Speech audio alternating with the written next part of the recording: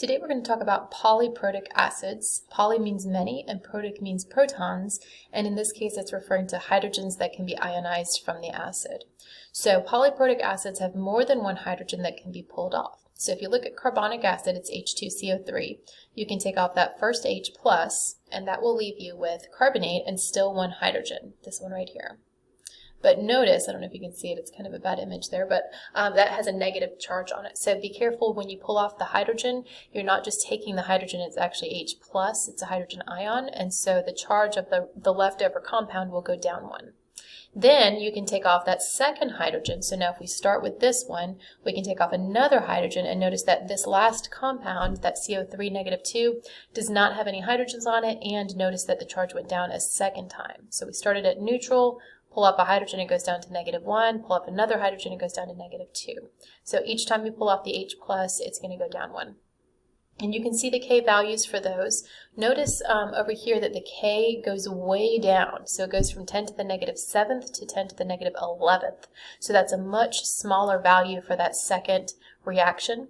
And that's pretty typical. So most polyprotic acids are going to have a really strong first Ka, and then it gets weaker or a really big value, and it's going to get smaller as it goes down. And there's a reason for that, and you need to be able to explain this reason. The reason that it does that is because as the negative charge on the acid increases, so as it becomes more and more negative, it's more difficult to remove the positive H+. So for this compound right here, that H+ is attracted to the CO3 because of this negative charge right here. So it's even harder to pull it off. And as that charge gets more and more negative, so once you take off a second one, it's -2. As it gets more and more negative, it's more attracted to that charge, and so it's not as likely to come apart. For a lot of polyprotic acids, the first Ka is much bigger. The double greater than sign there means much, much bigger than Ka2. Then only the first association is the one that you do your calculations with, because the second one is not going to produce enough H+ to actually change the numbers. So that will simplify calculations quite a bit. Sulfuric acid is unique, and what you need to do is to find these examples and go ahead and take a look at those examples and see how they solved those. It's the only strong acid that has more than one hydrogen, and that's why it's a little bit different from the rest of them. All right, and the last thing for this section, it has to do with salts. So first of all, a salt just means any ionic compound. It doesn't mean table salt necessarily.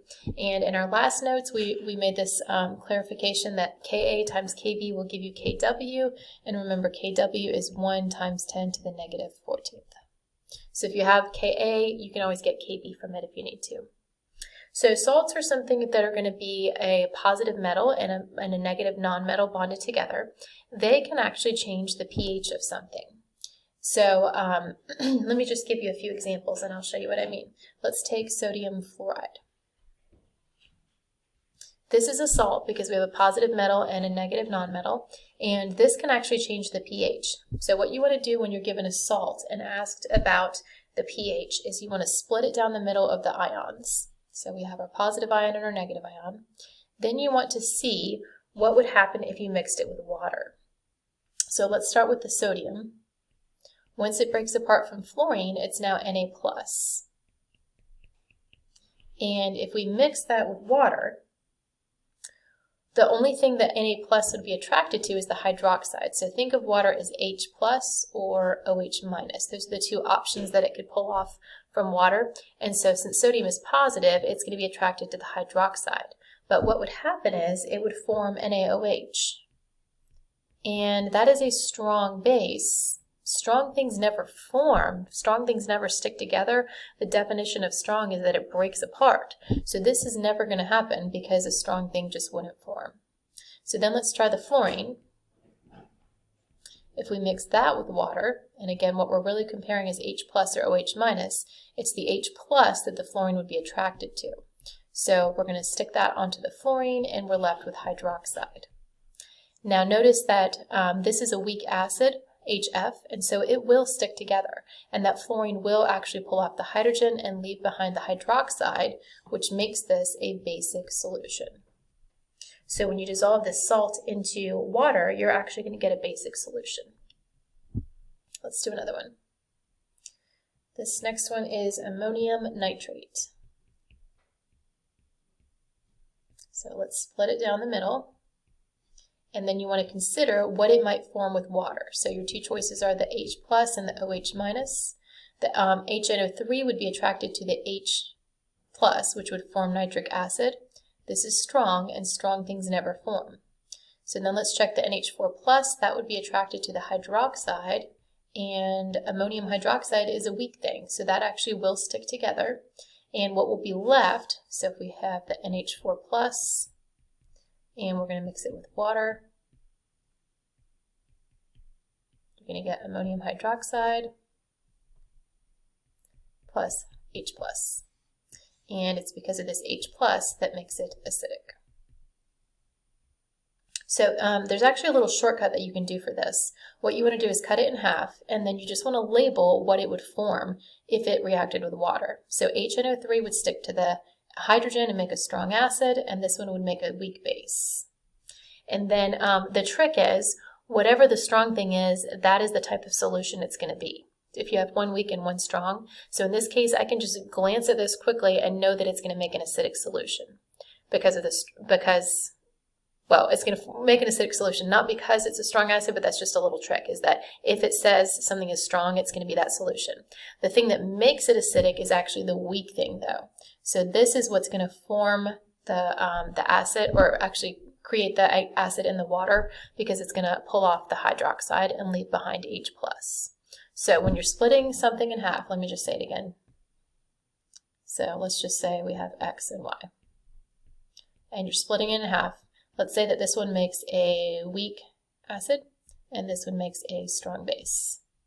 So automatically, just from looking at this, I know this is going to form a basic solution. Whichever one is strong, that is the kind of solution it's going to make. But it's not basic because of the strong base. It's actually basic because of the weak thing. So then you would show how it reacts with water to form either the acid or the base. So over here, that's what all this is saying. Salts that produce a basic solution, we just did an example of that. We did an example of this, and this is kind of a table that can help you notice if you have a strong acid and a weak base. Again, the strong thing is what's going to form. So if it's a strong acid, it's going to form an acidic solution. But again, this is important. It's not forming an acidic solution because of the strong acid. Strong acids don't form. It's the weak thing that is actually creating that. If you have both of them are strong, then it's going to be neutral. And if you have two weak things, you want to compare the Ka to the Kb. That will help you right there. And sometimes with salt problems, I forget, like, am I starting with the compound or with water or what? So I just jotted this down. This is really helpful. If you're doing an ice problem and it has a salt in it, what you want to do is first figure out which of the ions would change the pH. It's the one that would form something weak. And then start with that ion, so it has to have a charge, and mix it with water. So notice over here, when I mixed these with water, I started with the ion. I broke it apart, put the charge on it, and then I added water, and then I could see what forms on the other side. Same thing here. I started with the ion and added water. Down here, I started with the ion and added water. So if you're doing these ice problems with a salt, start with the ion that would affect it and then mix it with water. And the last part down here, salts with acidic and basic ions. If the Ka for the acidic ion is greater than Kb, the solution is acidic. So you can kind of compare the Ka to the Kb to figure out what kind of solution it's going to be. And that's it for today.